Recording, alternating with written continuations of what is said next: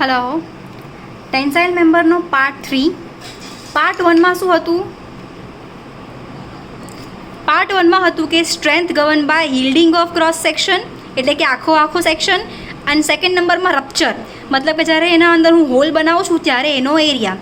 તો મને 2 સ્ટ્રેન્થ મળી ગઈ હતી.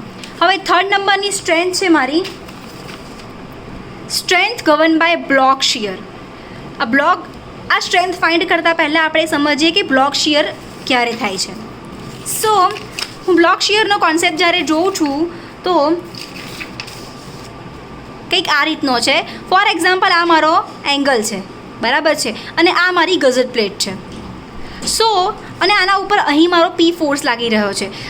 આ બંને કનેક્ટેડ છે અને જ્યારે હું આને આ રીતે અહીંથી ખેંચું છું તો અહીંયા ટેન્શન જનરેટ થાય છે, ખેંચાય છે, બરાબર. એ જે ખેંચાય છે એ ખેંચાવાના કારણે મારું જીપી અને એંગલ બંને છૂટા પડી જાય છે. કેવી રીતે? તો કંઈક આવી રીતે, અહીંયાથી કંઈક આવી રીતે આમ છૂટું પડી જાય છે. સો કંઈક આ ટાઈપનો શેપ જનરેટ થઈ જાય છે અને આ ટાઈપના ફેલરને બ્લોક શિયર ફેલર કહેવાય છે, બરાબર છે. અને આમાં આ જે લેન્થ દેખાય છે તમને, આ હોરિઝોન્ટલ, એને કહેવાય છે શિયર પ્લેન, અને આ જે વર્ટિકલ પ્લેન દેખાય છે એને કહેવાય છે ટેન્સાઇલ પ્લેન. નોર્મલી આ જે લોડ લાગી રહ્યો છે તો બિકોઝ ઓફ શિયર પ્લેનમાં આ મારી ક્રેક્સ જનરેટ થતી હોય છે. ઓકે, સો શિયર પ્લેનમાં મારું આ ટાઈપનું ભંગાણ જોવા મળે છે.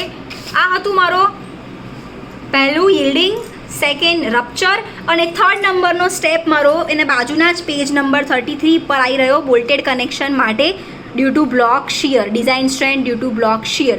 અને એના માટે આ 2 ઇક્વેશન છે. આ 2 ઇક્વેશનમાં બધી જ વેલ્યુ નોન છે સિવાય કે 4 વેલ્યુ જે છે.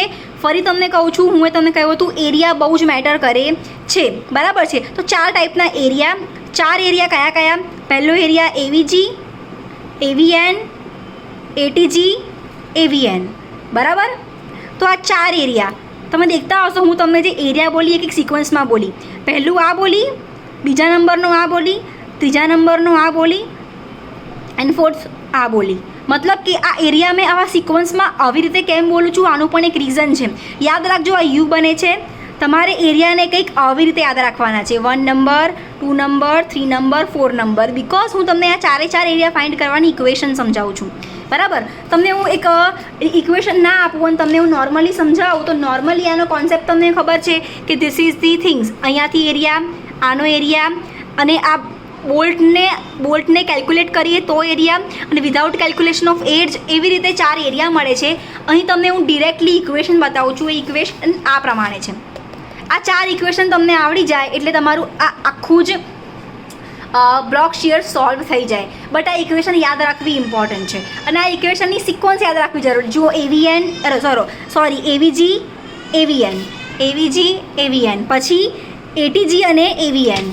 જુઓ, એટીજી અને એવીએન, બરાબર છે. આ 4 ઇક્વેશન. આ 4 નંબર એટલે કે નંબર ઓફ બોલ્ટ, પી એટલે કે પી, અને ઈ એટલે કે એજ.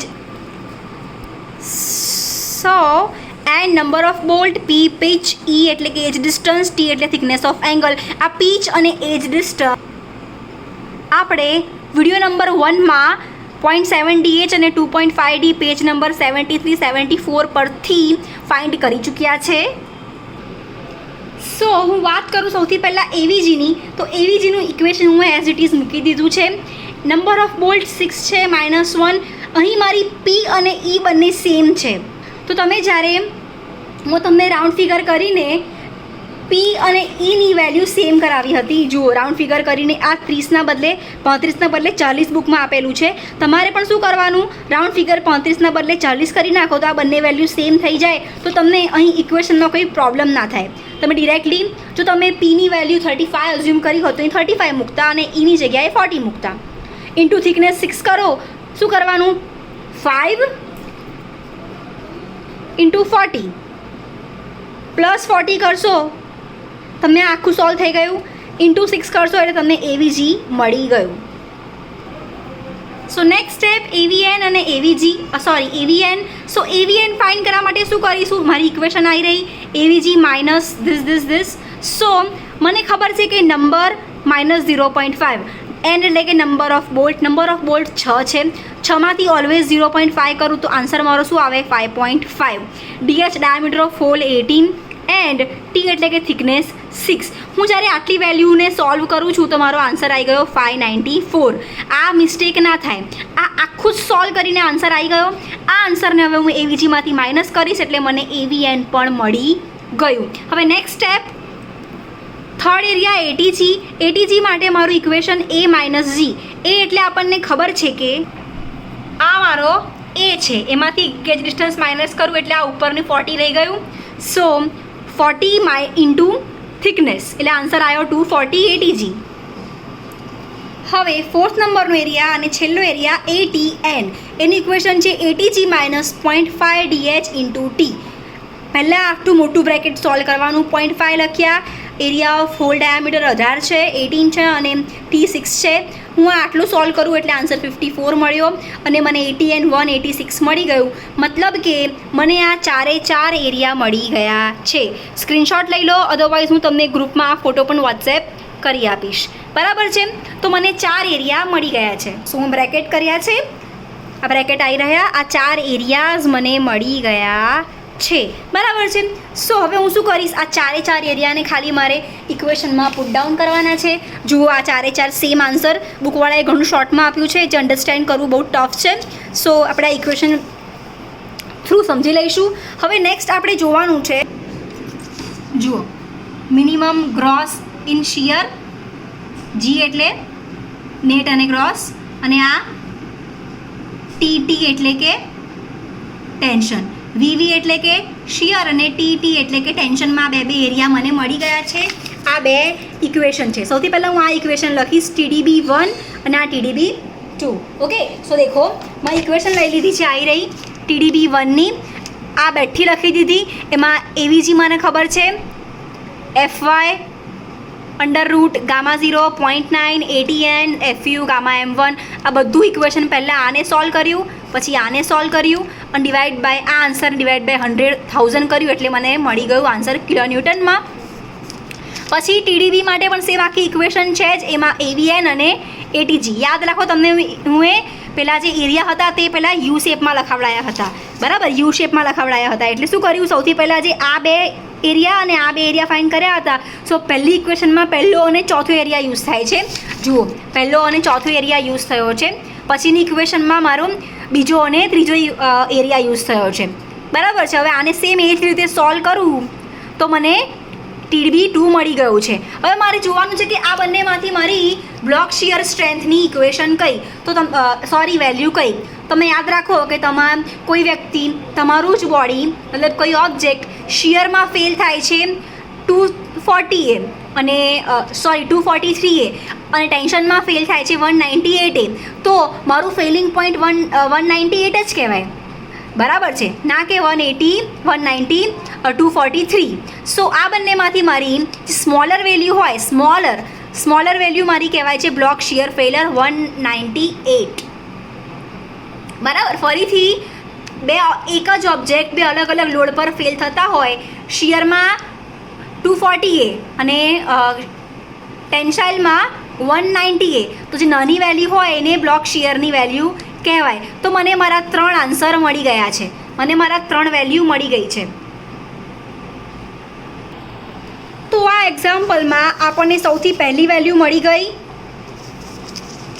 બરાબર, સૌથી પહેલી વેલ્યુ મળી ગઈ યીલ્ડિંગની, સેકન્ડ નંબરની રપ્ચરની અને થર્ડ નંબરની બ્લોક શિયરની. હવે ડિઝાઇન ટેન્સાઇલ સ્ટ્રેન્થ આ ત્રણેયમાંથી જે નાની હોય તેને કહેવાય. The design tensile strength of angle is smaller of TDG, TDN અને TDB. આ 3 આન્સરમાંથી મારી સ્મોલર વેલ્યુ જોવા જાઉં તો પહેલો આન્સર કેટલો છે તો કે 230, સેકન્ડ નંબરનો આન્સર 240 અને થર્ડ નંબરનો 198, 198. તો 198 મારી સ્મોલર વેલ્યુ છે એટલે મારી ડિઝાઇન ટેન્સાઇલ સ્ટ્રેન્થ 198.73 કિલોન્યુટન કહેવાય. મતલબ કે મારા આ સેક્શન પર બ્લોક શિયરના કારણે 198નો જ લોડ રેઝિસ્ટ કરી શકશે. જો મારો બ્લોક શિયર 200 પણ જશે તો સોરી મારો કોઈ પણ લોડ 198 કરતાં વધી જશે તો બ્લોક શિયરમાં ફેલ થઈ જશે. સો ડિઝાઇન ટેન્સાઇલ સ્ટ્રેન્થ મતલબ કે મારો આ એંગલની ડિઝાઇન ટેન્સાઇલ સ્ટ્રેન્થ 198.73 કિલોન્યુટન છે. છેલ્લી વાત કરું એફિશિયન્સીની, કોઝ મને આ એક્ઝામ્પલમાં એફિશિયન્સી ફાઇન્ડ કરવાની પણ કહી છે. જુઓ આવી રહી કે એફિશિયન્સી પણ શોધો. બરાબર, તો નોર્મલી જ્યારે મારો એંગલ ફૂલ હોય, ફૂલ એટલે કે વચ્ચે હોલ કર્યા વગરનો હોય તો એને કહેવાય છે એની ફૂલ એફિશિયન્સી. બટ હું જ્યારે એમાં હોલ બનાવું છું તો એની એફિશિયન્સી કાર્યદક્ષતા ઘટી જાય છે અને એ ફાઇન્ડ કરવાનું છે મારે. તો આપણને ખબર છે કે આ જે TDG છે સૌથી પહેલું તે ગ્રોસ એરિયા છે, મતલબ કે આ એંગલમાં કોઈ જ જાતના કાણા કે હોલ બનાવ્યા વગર એની સ્ટ્રેન્થ કેટલી, તો એ થઈ મારી TDG. બરાબર, તો હું શું કરું છું હવે તો કે આવી રહી efficiency of member TD divide by TDG.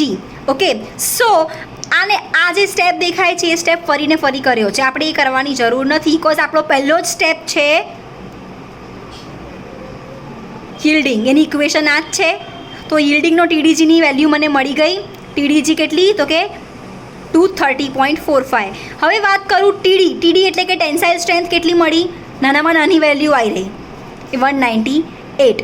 Simple લેંગ્વેજમાં કહું તો તમારી 3 વેલ્યુમાંથી સૌથી નાની વેલ્યુ ડિવાઇડ બાય સૌથી મોટી વેલ્યુ, મતલબ કે design tensile strength divide by yielding of gross સેક્શનની.